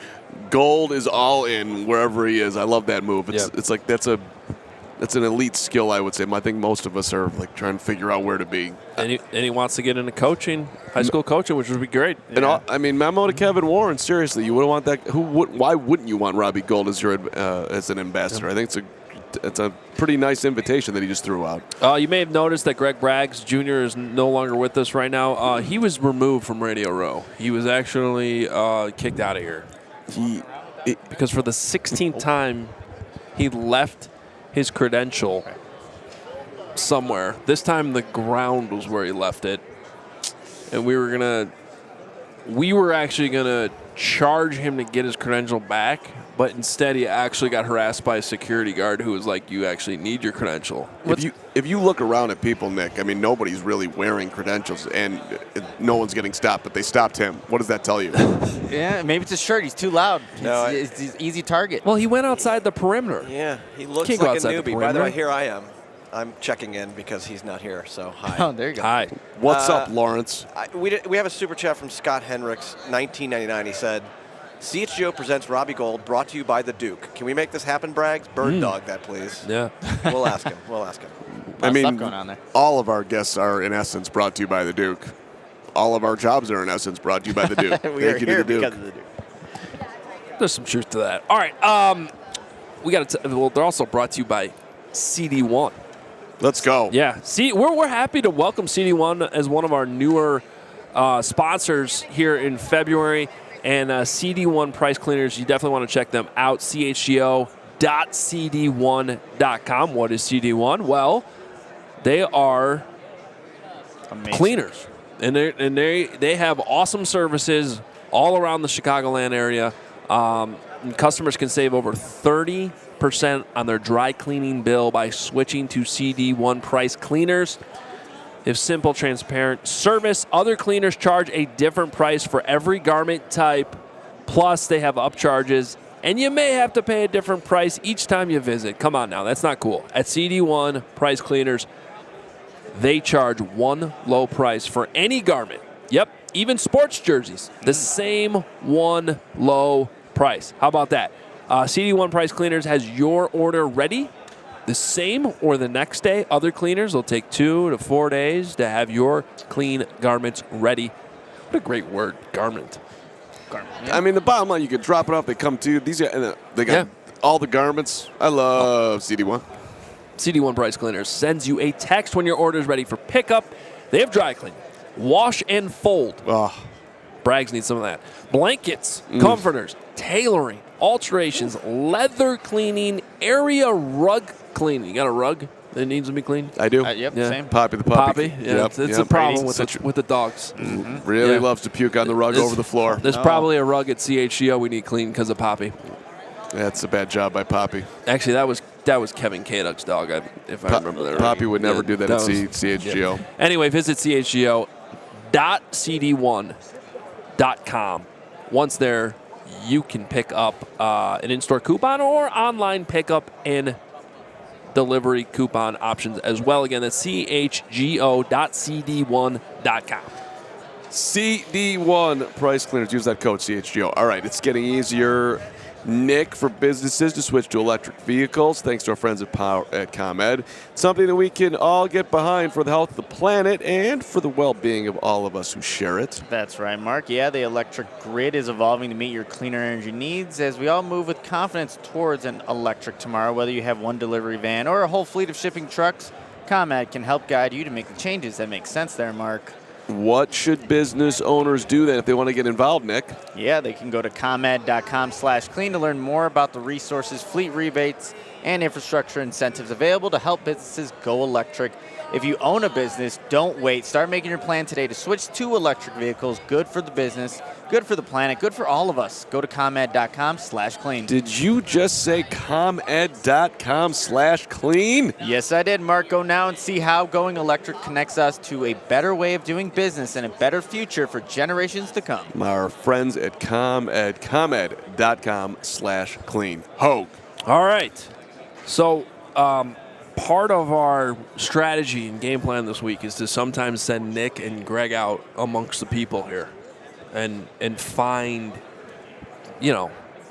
just outstanding individuals that might be roaming around, like Mitch Rosen from 670 The Score, who's walking by us right now. Mitch Rosen, major media player, superstar. Mitch. We're just saying hi. We're saying hello. Yeah. He asked where Herb Lawrence was. It's an excellent question. Where is Herb Lawrence? He's somewhere tweeting about keep Justin Fields. Yeah. Yes, he probably is. Anyway, we sent Greg and Nick out yesterday. You're going to notice if you're watching on YouTube, they're wearing different clothes, so I just wanted to throw that out there. But they found Chris Simms. Chris Simms is he's a major media player now. And a lot of Bears fans have gone at Chris Simms for not loving Justin Fields coming into the draft, and then he pivoted and loved him. They'll talk about this. Chris Simms, I just want to let you know, was awesome to talk to in front of the camera and off the camera yesterday. Couldn't have liked that guy more. He pulled what I call an Ozzie Guillen. Remember Ozzie Guillen would do his dugout press conferences? He would talk to the media, and then he would just sit there and talk for another 20 minutes about anything. And use every possible swear word known to man. I mean, this was basically Chris Simms yesterday. Yeah, animated too. Yeah. Maybe in the Die Hard chat, I'll tell the Ozzie Guillen full profanity story. That was a phenomenal. Yes, and Chris, by the way, he was mostly. Oh, he wasn't Ozzie Guillen level. Yeah, he was moving around. But it just reminded me of like conversations with Ozzie. You talk him on the record, and then you just hang out with him for another 20 minutes and talk about everything. Anyway, Chris Simms was great. Nick Braggs got a chance to talk to him yesterday. Here it is. All right, we're here with Chris Simms here on Radio Row, talking Bears, obviously hot topic. Yeah. Number one pick. Right. Caleb Williams versus Justin Fields. Now, your evaluation of Justin Fields coming in from college to the pros has changed significantly since he's been with the Bears, right? Right. No, definitely. I had my concerns, right, about him coming out of Ohio State. Did not love his throwing motion. Did not know if he would be able to replicate it consistently, which I think was a pretty fair assessment since that's all I ever hear from Chicago fans, right, is he doesn't throw it good enough. But he has made progress in that department in a big way. Like, definitely got better, this year. I even saw it a little bit at the end of the 2022 season where I went, okay, there's some things here that I think it's going in the right direction, right? In the last half of the year, I really thought, other than the Minnesota Monday Night Football game, he played really high-quality football. Now, is it perfect? Is it Mahomes or Josh Allen? No, it's not that. And I'm not sure it's ever going to be that as far as the throwing standpoint, but he has another elite ability that he can lean on. He is the best running quarterback in football. I don't think that's even close. So sometimes, hey, this is a tough one. And I have gone back and forth, but I think the last half of the year made me feel like, no, you stick with Justin Fields. You got something going. I was surprised they fired Luke Getsy. And I thought, man, the offense looks like it was growing. The O-line's good. The tight end's good. You got some good receivers, the running backs. And then, of course, a quarterback who's dangerous and a headache for a lot of defenses. So I am one, I guess, if you ask me, just stay the course. Stick with Fields. But I don't feel like it's going that way. Yep. That's not how I feel. I think a lot of Bears fans, they're of that mindset where you look at maybe, a team that's playing the Super Bowl in the 49ers, surround them with weapons. Exactly. And could that be a scenario in which where, the Bears, let's say they move on, don't use that number 1 overall pick on Caleb Williams, you can build around Justin Fields. That's what I would do. Trade down a few picks, get another first rounder. I checked the rule book. You're allowed to have 3 first rounders in one set draft. So do all of those. I'm a believer in team. I really am. Mahomes got drafted by a great team. They were the 27th pick in the draft. They traded up to 10 or 11, right? So that is important. I don't care who you are, right? Now, I know he can cover more holes than most people, but hey, like we saw Elway was the best player in football through the 80s. He couldn't win the Super Bowl. All of a sudden he gets Terrell Davis and a little defense, and he wins the last 2 Super Bowls he plays in, right? So, yeah, I am a believer in build the team around the guy. And there are instances around football. Look at Jared Goff. The Rams wanted nothing to do with him. They got him to Detroit. They retooled him a little bit. Offensive line, great system that fits him. Oh, now everybody thinks Jared Goff is good, right? Tua. Certainly things about Tua. The GM has doubled down on the fact that, I think he was wrong to pick him at number 5, but he ain't going to let that happen. So he's, give me your Tyreek Hill, Waddle, Teron Armstead. We're going to get an all-star team here, and Tyreek's going to, and Tua's going to look pretty good. You could even say the same thing with Jalen Hurts to a degree, right? And I would tell you that Justin Fields has a better arm than Jalen Hurts, and he's definitely a better runner. So I would like to see that. And again, I don't think you're far off. I think it's DJ Moore, as you guys saw, is a superstar. Yeah. He's a superstar. Mooney, I think, is a great number 2 off of that. I love Kmet. So, yeah, and then you get those picks, another pass rusher, another shutdown corner, maybe another O-lineman, whatever they want to do. But that's, to me, when you start to become dangerous. So if you push the preference to the side on what the Bears should do, just looking at the quarterbacks coming out, Caleb Williams and Drake Maye mostly is what Chicago is looking at. What is your evaluation of those guys? Yeah, it's like, so I'm not there yet, right? I'd love to be able to give you great evaluations. Everything's going to be off of TV scouting. And sometimes I'm not always right that way until I dive in a few weeks and start to go in, and I can think one thing TV scouting, and then I start to watch film and I go, oh, the guy who I thought was number 3 is actually the best one, and the guy who's I thought was number 1 watching TV is actually like number 3 or 4. So that happens at times. But I think you're right. We're on Drake Maye, it's Caleb Williams, and it's Jaden Daniels of LSU. I think those are the 3 that'll be at the top of the list there. The thought I keep coming back to, Maye to me is like Joe Burrow. That's what I kind of look at Drake Maye. That's kind of when I look at him on TV, I kind of go to that. Caleb Williams, we all go Patrick Mahomes maybe, right? That type of football player. But I think it's even looser than Mahomes was in college. That would be the thing too, where there's a few games or a period of time this past year where it definitely was a little bit like, whoa, there's a lot of crazy plays and decision making. But at the end, his talent is big time. And I come back to the fact that your GM is Ryan Poles, who came from Kansas City, and I just feel like he's going to be, I'm looking for my Mahomes, and that would be Caleb Williams, and that's why I said a few minutes ago, it just feels like things are starting to go in that direction to me. But then there's does Caleb Williams want to play at Chicago talk, which I want to go, that's insane. Why wouldn't you want to go to Chicago and play football there? You bring up Mahomes, and Kyler Murray's another comp. Sure. And these guys all came from the same system. Kyler Murray, Patrick Mahomes, Jalen Hurts, Baker Mayfield, and now you have Caleb Williams. They're all coming from that same Lincoln Riley, Cliff Kingsbury system. Yeah. Is there something to be said that these quarterbacks coming from this system can translate to the NFL? Oh, definitely. They've had a ton of reps. I think their biggest thing is that they get to drop back and throw the ball 50 times a game, right? So that's their best asset. They're not they don't get to the NFL and they're like oh, J.J. wait. McCarthy. Well, exactly right. That's a different thing. He's going to get in some NFL games and go, whoa, I got to throw it 44 times today to win the game or we're not going to win. That's different for me, right? These guys are, they never have that thought. They're like, give me the ball. I want to throw another laser. I want to just keep throwing it. Now they have to learn to manage games and not play backyard football too much. I think those are the things that maybe they lack in that. But certainly, to me, forget all the systems and all that type of stuff. does the guy have the ability is the first thing. Is he big enough and strong enough to handle the NFL? Are the physical skills, the arm talent, the ability to move in the pocket and all of that where you want it to be? That's where it's got to start. And then you start to dive into the person, right? Can he handle the playbook? Can he be a leader? Is he mature and going to handle himself the right way off the field? And that's what they're going to have to figure out. But yeah, I think Caleb Williams certainly capable of all of those type of things. And don't read too much into that offensive system stuff and all that stuff. Really quickly, I want to go back to the system with Bears now having Shane Waldron. What do you know about that system? How it can complement whether they keep maybe a guy like Justin Fields or Caleb Williams? And also, Fields would be going on his third system. Is that an issue? Well, that to me is another sign. When that happened, when I saw them get rid of Getsy, that was the first thing that happened, a domino effect, right? Where I went, I don't think that means they're going to keep Justin Fields. Now, again, I don't know that. I have no inside info here. I really don't. But that would be my first inkling or thought when I saw that move. Like, damn, you're going to do that to Justin Fields? We were making progress, and now we got to learn a new offense? Right. So, yeah, that's what, again, leads me back to I think they're going to move on now and go to Caleb Williams, not saying I would do that. Waldron's offense, not totally different than Getsy's, right? Got a little background with Russell Wilson and a moving quarterback to a degree, right? A little more rooted in maybe McVay-ness as far as Shane Waldron. And I think it's, he wants to throw the ball, as we know, but they don't forget about the run game, right? And McVay and company play under the center. That's where sometimes, too, even though I say, I think it's Caleb Williams, I go, wait, Shane Waldron, he might want to run, fake speed sweep, fake the run, do all that type of stuff.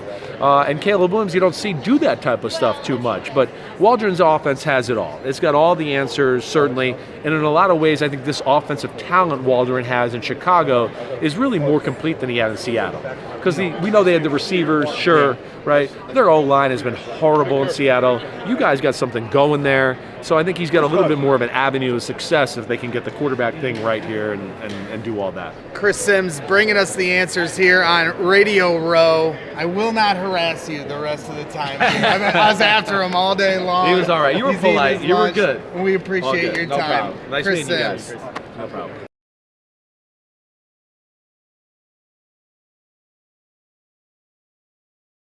Yeah. I'm laughing. Greg has to go.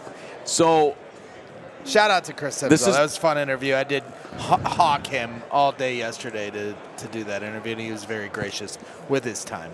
Good interview. I had a great conversation with him afterwards where I mentioned that I think Dan Marino is historically massively underrated. He's like, well, kidding? Put Marino on the Niners? You think they don't win 4 Super Bowls? Probably would have won 6. And I was like, oh, thank you. Somebody who actually played the sport. And you called Montana the arguable GOAT, though. Well, it's arguable. That means there's other people in the argument. Of course. I do think that era is underrated. Well, Brady is the GOAT. Y'all need to settle down. Well, that's great. I gotta go. He's got to go. You got a guest. I got to go. He booked himself an I interview did not book myself. He booked himself an interview on another show during our show. Who are you going to talk to? Laura Oakman, who I booked to come on our show here at some point this week. I don't believe you, but okay. I promise, asked me to do a little exclusive interview on my story. And you said, yeah, right during the show. She said 11:15, and I didn't realize. And this is for Fox, right? Yeah. So Laura Oakman from Fox Sports is interviewing Greg Braggs Jr. Great. I gotta go, on guys. his story. Leaving your own show. Look at him go. Oh, destroying things on the way up. Borderline fireable offense. You could argue that Braggs is Cliff Kingsbury failing upward. Absolutely. Does anybody want to book me for something during the show, or actually any time today for that matter? But that's unbelievable. It's truly incredible. Go get him, Greg. Have a good time, Greg. No problem. Yeah. Have a good show. Yeah. Don't worry about it. Okay. I feel like we're forgetting something, but otherwise Nate Tice is about to sit down with us. He's coming right now. No, I know he is. I just feel like there was something else we had to get to, but no, we're not. Whatever. Nate. That's fine. There he is. Good to see you. Good to see you. Nate Tice, my Badger buddy, and does a great job at breaking down football. You should be following him on Twitter, of course, Nate_Tice. I got that right. Or Nate Tice _. What is it? Nate_Tice. I missed out. There's another Nate Tice out there who also tweets a lot about sports. Oh. A little more controversial takes than I have. A Twitter doppelganger. Yeah, That's rough. He's definitely the Waluigi for me. I wouldn't say Wario, Waluigi, because of the frame. I would not like that guy if I were you. I'd have legit beef. We usually have you on Hoge and John, so I'm going to introduce you to already on. I think most probably already know it all, but of course Nate is the son of Mike Tice, former Bears offensive coordinator, does great work breaking down football. Used to be on the Badgers when Russell Wilson was there too. Yeah. Guy knows a lot about quarterback play, and part of the reason why I wanted to bring you in here is because you have been very, very vocal on your love of Drake Maye. And we do not talk enough about Drake Maye in Chicago. 100% we do not. He is still right up there as an incredible quarterback prospect. And for all we do, it's like Justin Fields, Caleb Williams, and there's this other guy named Drake Maye out there. So what is about him that has you right now? I don't know if it's going to change. It doesn't sound like it's going to change. You have him over Caleb Williams. Yeah, right. Pretty definitively so. Wow. But I do still think Caleb is a high prospect, of course. I'm not going like, oh, he sucks. Caleb is still one that's up there. I just think Maye is more definitively so. I think just he's the total package. I kind of compared him to Lex Luger. He's got size, first and foremost, which I think is what he has the advantage over the other two quarterbacks, Daniels and Williams. That's a natural thing for me. I have issues with quarterbacks that are sub 210. I think there's an issue with durability. There's an issue with getting pulled down for sacks. So first and foremost, he has that. On top of that, I think he's a great athlete. He's from a family of athletes, basketball player, baseball players. His dad was a football player. He is a great athlete himself. He's a fantastic scrambler. And I think that's what's been underrated about his game. He has as much creativity and chaotic play in a good way. I mean, that's a compliment. And also just ad-libbing as the other guys do. But I think because of the stereotypes that everyone goes, pocket passer, and they just look at him. He does all that, and I haven't gotten to what he does from the pocket, which is he pushes the ball, which is first and foremost what I love. He's a big game hunter. He's going to push the ball over the middle of the field. He'll push the ball down the field. He has accuracy. He will have the random spray we talked about yesterday. Yeah. He's a line drive thrower like Justin Herbert is, kind of like how Ryan Tannehill is, just throwing style. So those types of guys, they can, when they miss hard. It's a direct line, so they miss spray. But I do think he has accuracy at all three levels. But I know I'm gushing a lot about him. I would say the negatives I have for him is he can go on a heat check once in a while. We're trying to create a little too much, but he has gotten better. He's a redshirt sophomore. Like, he's going to just turn 21. All these guys are pretty young. So Daniels, even as a fifth-year guy, is fairly young. But it's I think with that is redshirt sophomore. This guy's super young. He's still improving, and the stuff that he had negatives on already at a passable level. It's not like a huge blemish. And he mitigates sacks. And he leads his teams back to wins when they're down. So to me, because I've been doing the show with Dane Brugler, I watch these guys pretty early on. It seems like a lot of people are going through what I went through in September. And they kind of go, no, this is the guy, because now we're catching up to the draft process. But to me, he's the prize of this draft. And I think Caleb is also a very good prize. But to me, I think Maye is the guy. So, and by the way, prospects to pros on the Athletic football feed. It's outstanding, and I listen to you guys all year because it's just a great way to kind of keep up when you can't watch every college football game. Yeah. You guys during the football season are kind of keeping everybody up to date, and of course now into the draft season, it'll pick up even more. But yeah, because Dane went through, and we love Dane. Dane's with the beast. Dane kind of went through that in the middle of the season, where he I think his top 50 that came out in November, he actually had Drake Maye number 1 over Caleb Williams. And now I heard on a recent episode that he's kind of back towards Caleb Williams. And every mock he's done, he's had Caleb Williams going to the Bears. But, yeah, it was like sort of that part of the season where Caleb started to struggle. And Drake, he didn't have a flawless season either. No, especially the last couple games. And this is a classic have to watch. And because I looked at those box scores and I was like, oh yeah, I think he had a game where he was like 29 to like 50 against NC State, something like that. It's like, all right, what happened here? He still was a baller. He still was great. He was still the guy carrying this team. Like that's the thing. He didn't have a lot of help. He had one receiver, Tez Walker, who didn't come in until October, and he made him look pretty good. And everyone's like, oh, this guy might be a top 40 pick. And then they got to the Senior Bowl, and he looks like a guy that might not go round 3 at best. I thought Tez struggled last week. Yes, and tight end, that was decent. The O-line was very patchy. And so that is the thing. He didn't have a lot of help. Caleb didn't have a lot of help either. The offensive line was porous. I thought the scheme with USC was bad, which was shocking to me. Well, not so much Cliff was there, but with Lincoln Riley, I have a lot of respect for Lincoln Riley. I was like, what is this? I thought some of the pass catchers were decent, some of the younger guys, but I thought Maye just had no help. And there he is, just putting up yards, putting up points, carrying his team to all these close games, even the ones they lost that look bad box score-wise. If you watch down to down, it's like he's pinning on his teammate's chest and he drops it on a huge third down, or he scrambles and he's checking into he's already checking protections too, by the way. We'll throw that another compliment to him. I swear, I'm not trying to just I wasn't going into this process thinking I like him so much, but I ended up so high on him. But he handles all these things that, yes, the results aren't there, but his process is still good, even in the bad games. So Nate, what's the biggest separator then from when you look at Drake Maye and Caleb Williams? You were highlighting all the things about Drake, but what is the biggest separator that has him over the top right now for you? Working over the middle. That is the biggest thing, because I think that's 3-point shooting to me for quarterbacks. It's to create space in the offense. I think quarterbacks that we see struggle this year, a guy like Jalen Hurts, he wasn't operating at all over the middle. And that's why that matters. That's the juiciest area to attack. That's where all the yards after catch come. That's just where it's the best place to attack, and it creates space for the rest of the offense. Maye's a machine over the middle, and I think Caleb at times will pass on throws that are there. I think he's still fine, don't get me wrong. I think Maye's just exceptional, as opposed to Caleb is pretty good. And I think Daniels is okay at it, but at times he passes up throws.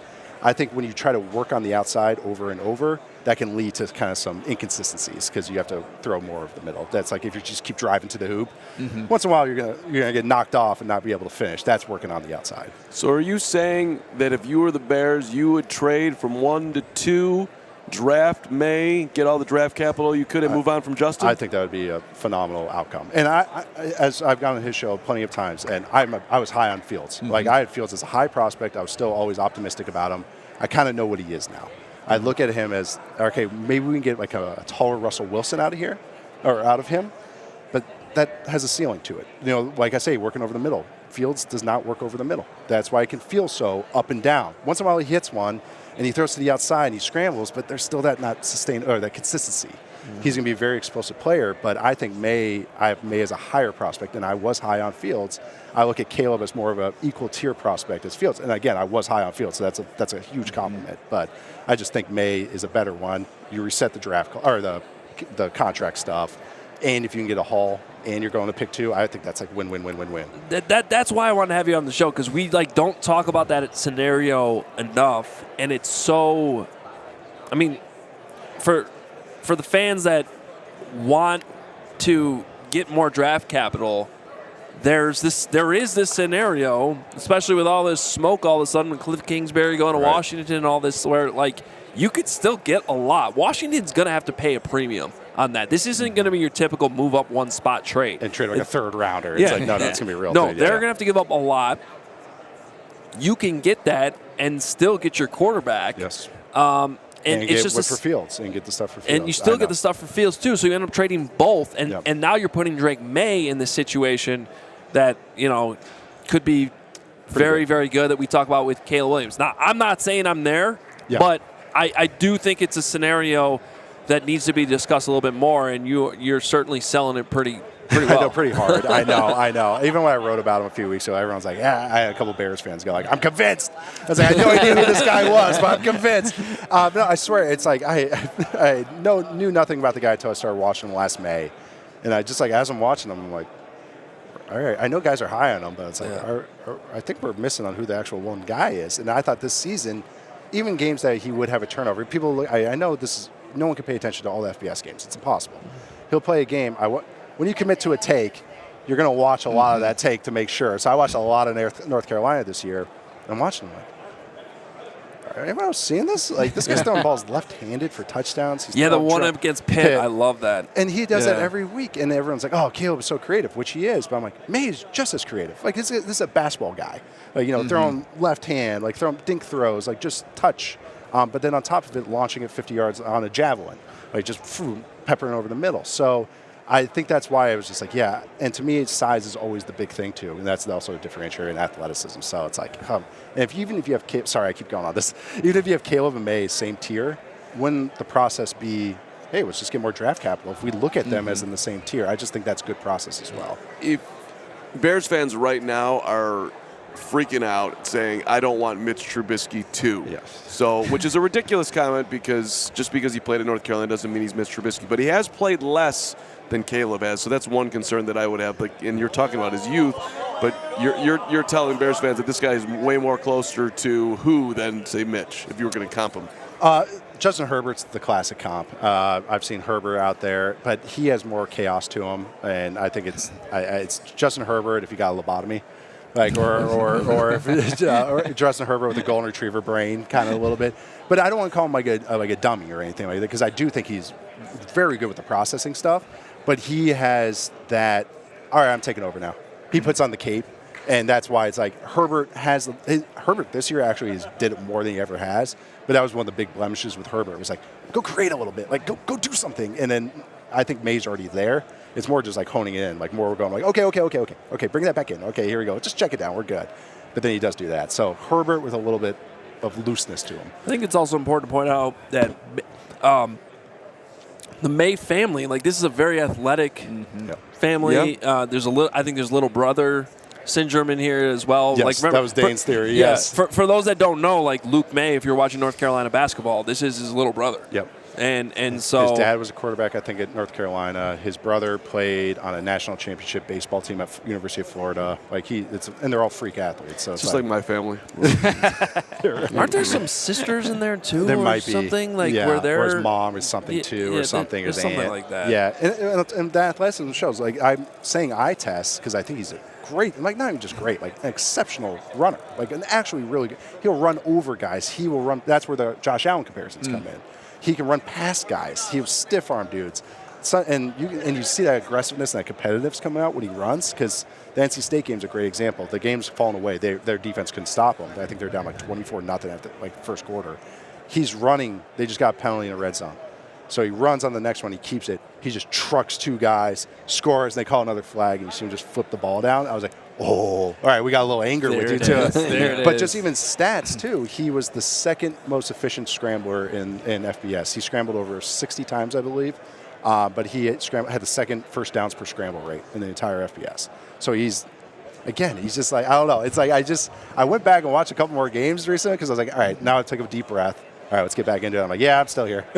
I'm still here, so that's why I'm ready to talk about him like this. Good. Nate, regardless of who's actually playing quarterback in 2024 for the Bears, what do you like about what Shane Waldron and that offense can do to complement whoever it is under center? Yeah, well, no matter who it is under center, what I like about Waldron is he runs everything, so he's going to be able to adapt a little bit to his personnel. I thought last year the issues weren't really him. The offensive line had a lot of injuries in Seattle. The running backs, Kenneth Walker is very boom busty, so they would be blocked well. So the run game was very like this. So it was very highs and lows with that offense, but it's very aggressive. He loves pushing the ball with Geno. That's also if they do go with Maye, even Caleb will push it. Even Daniels will push it. Any of those guys that matches too. He likes to push the ball, play action, and drop back stuff. There's creativity too. I do think they'll run some funky formation stuff. So he does try to throw some new elements in there. I think Seahawks fans would say third downs and red zones were a big issue. And I would say the red zones, again, was offensive line. And I would also say the third down stuff was the receivers were really wonky. And I think you guys dodged a bullet by not hiring Sanjay Lal as receiver coach because he's been the Seahawks receiver coach and then Jaguars receiver coach before that. And both stops before that, the receivers got worse. So I do think that was some of that going on. And so I want to see more details from the receiver stuff. But again, I don't think that was him because I like the play call. But then it'd be DK Metcalf botching, going like in the middle of a play, going like, what? And you're like, it's 3rd and 5, buddy. Like you can't stop running around. Or JSN, who was a rookie this year, Jackson Smith and Jigba, you can see a couple botches from him. This is just watching it. But I like the design. Everything was sound. And I think the personnel is going to match what he likes to do, too. Justin Fields, Caleb Williams, Drake Maye.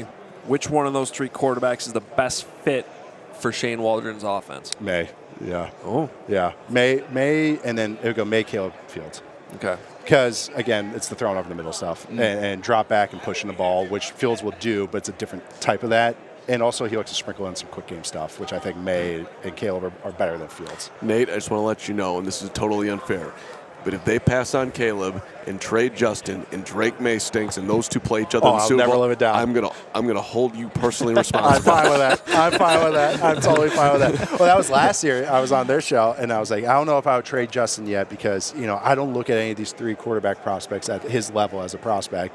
ended up liking Stroud a little bit, Richardson a little bit. Those are my 1-2. But I was like, I still like Fields. And I remember some Bears fans go, we can't draft another Ohio State quarterback.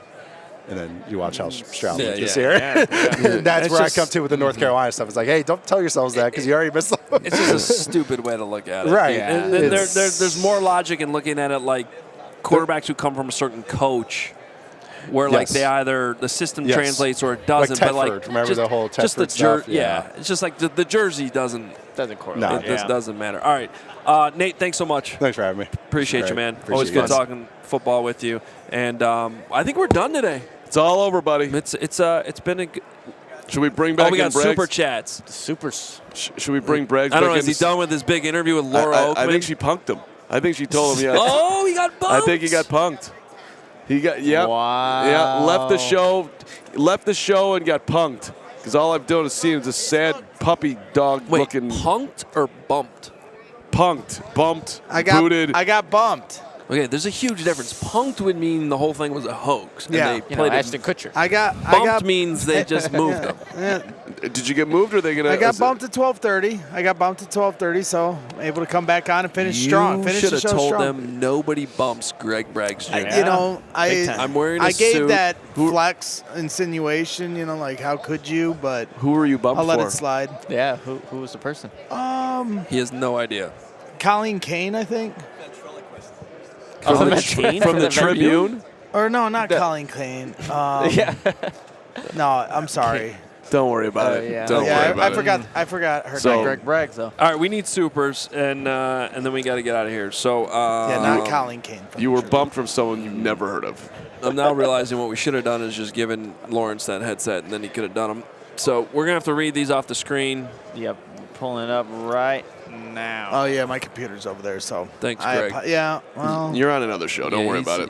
He's on another show. 2 shows right now. Don't talk to me. Don't talk to me. I can't do your own show for another show that didn't even watch you on the show. Jealousy's a stinky cologne, Carm. It sure is. You're absolutely right. Okay, we got him here. We got Bear Down Omaha. Love your Super Bowl coverage. Hit the like button. Thank you. Go. Hit the subscribe button. Subscribers, we need you. Diehards, we need you. Yeah, we need to see that go we're up here. at 47.3 thousand subscribers. There's no reason 50,000. Well, 50,000 would be a big goal by the end of the week. I think it's possible. Should we make the push for 50? Push for 50. I was going to say Push for 50. Yeah. Super Bowl. I like it. Love Guys, we have Bears on Kauai. Appreciate you, Bears on Kauai. $4.99. Never should have left Vegas. Could have met the CHGO crew and not been ghosted on Kauai. Yep. I'm still sorry Ouch. about that. Bears on Kauai. You're not sorry. I'm sorry. Bears I'll on get to Kauai. go back to Hawaii. I'm going to throw this out to you, okay? It's a little ambitious. I am going to be in Maui next week.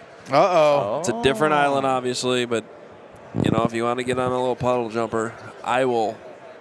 What will you do? I will find him and have a beverage with him. Let's go. Come on, There Bears. it is. Make it right. Somebody's got to do something around here. Yeah. That's But it's a big ask because it's a totally different island. I think Bears on Kauai might do it. No. I'm He'd just be throwing it down. out there. Bears on Kauai is a good person. Pogo Pat, $4.99. I'll join the diehards if we can getting a diehard exclusive shirt of Cram's face and says, "Love you, buddy. Let's do lunch." I'm in. Let's go. Absolutely in. It's a very interesting shirt. It's one of his lines. I mean, I've been begging for a shirt for 2 years. Just hasn't happened yet. Braggs has 3. Don't worry about it. Begging for interviews, Getting begging for exclusive. shirts. I got to do more. For attention. I got to point the thumb. You're right. Guys, there's approximately 1,000 wings that are around us right now. If you guys don't stop talking so we can go get some wings, I'm going to kill you. British Bear Phil Cundy with a $10 super chat. What do we have to do to beat the Packers? Plus turn around our bad run versus them. Any chance of Marvin and Caleb? I think Marvin plus more would be an ideal offensive threat to grab a place in the playoffs. Hey, more weapons. Love it. Let's go. More weapons, more better. Thank you, British Bear Phil Cundy. Jose Estrada, $4.99. Do you think if Bears win those 3 close games this season, would we still be having the drafting QB debate conversation? Can I get a nickname, Carm? Jose, yes, you can. The Estrada. J.E. Here we go. I mean, Jose Hero, honestly. And to answer your question, Jose, you are Jose Hero. And Jose Hero, yes, we'd still be having this conversation at 10 because the talent of the draft is that tall. We have Chubbs82 here. The Chubbs. $5 super chat. The NFL is a good old boys club, and Justin is in the club right now, so they are going to stick up for him. Everybody in the club. I think Justin's earned that respect, though. Did you just try to do some 50 Cent on the show? I did. I thought it was good. It was not. I'm about to leave the club right now. George Bayless, $2. Bail money for Braggs. Hashtag freaking Meatball Island. Free king of Meatball Island. Yeah. Hey, he was in trouble. I thought he was getting carried out of here. Yep. By a 5'6" Smurf. Walking around with no credential. You know what? I'm just going to point out that security guard and pretty much everyone else we've interacted with Great here. dude. His name's Tom? I Okay. think Big so. fan of Tom and his beard. Smurf Tom. The people here in Las Vegas, I'm going to be genuine for a second. I'm being serious. The people here in Las Vegas are unbelievably nice. Unbelievable. So nice. Everyone, we walk in here, we're so tired this morning, barely ready to go, haven't had enough coffee, and it's like a coaching staff is there to pump us up. Every single security person's like, you're going to kill it today. Yeah. Good morning. And I take pride in talking to the blue-collared workers, of this place, and Carm just walks. Get off the show. And Carm just walks right past them with his elitist. You cannot stop it. You can't dress like this week and then still play the Brick Lane card I at the want same some time. wings. I don't want to talk. Let's get these super chats. Football CF Candy. Ryan Poles loves traits. Dennis Allen, +3 picks. Question. That was an interesting conversation with Nate. My interest is piqued. Yeah, Drake Maye. I don't think they'll have the guts to do all that, but I There you don't know if it's right either. But you want to read this, Carm? $9.99 from Big Cram. Braggs looks like a lawyer they assign to you when you can't afford your own. You are the lawyer in My Cousin Vinny. You're that dude. I take that as a compliment. Was putting boogers all over himself and couldn't get out a sentence. That's amazing. Someone else in the chat apparently, because I saw Kevin Kadick tweet that said that Braggs looks like the guy who takes you to drives you to the strip club. Hell yeah, let's go. That's where we thought you were this morning, but Yeah, Yeah, no, I know. I hitting got up it. Sapphire. Is that good? Are we there? Did we do it, Lawrence? I think we did it. Wait, All let me get the exact thing. He said someone in the chat said Greg Braggs is dressed like the guy who gets you a free limo to the Vegas strip club, and now I can't unsee it. That's him. All right, we are out of here. Great show today. Wings time. Thank you to all the diehards. Keep signing up. We appreciate you. Please send this link off to Bears fans that you know, and let's get those subscribers up this week too. It'd be awesome if we get up close to 50,000. And then we want to thank Robbie Gould, Chris Simms, and Nate Tice for joining the show today. Also, Factor. We love you, Factor. We would not be here without Factor. Factor meal kits are the best. Thanks to friend Matt Nagy talking to us extensively last night. Tayshaun Gibson, Mike Pennell. It's awesome. Yep. All that content available on our social channels. Please check it out. And you can follow us for more. Well, I'm sure we're going to have more tales tomorrow. We got a big media party and the tonight. party tomorrow. Who are we talking to this afternoon that's going to be on the show tomorrow? Hoge? I'm not thinking that. Not everything's Because 100% yet, so just relax. Well, we got Kevin Clark at some point. I literally just got confirmation from our guy Cole Kmet that we're going to be talking to him at some point this week. Let's and go. we do have 100% confirmed Jackson Smith and Jigba and Chris Olave. That's right. We're talking later to this afternoon. JSN, who played for Shane Waldron this year. We're talking Jackson Smith and Jigba, who played for Shane Waldron, who knows Justin through and through. And Olave. Chris Olave as well. Olave. I mean, this is a great combo coming up, and now Lawrence didn't like us saying They it because also it might not work out, and if it doesn't, then no one will care. Keep following the YouTube channel. We're going to have a lot on there the whole time. We'll talk to you tomorrow at noon Central. Wings time. Wings. We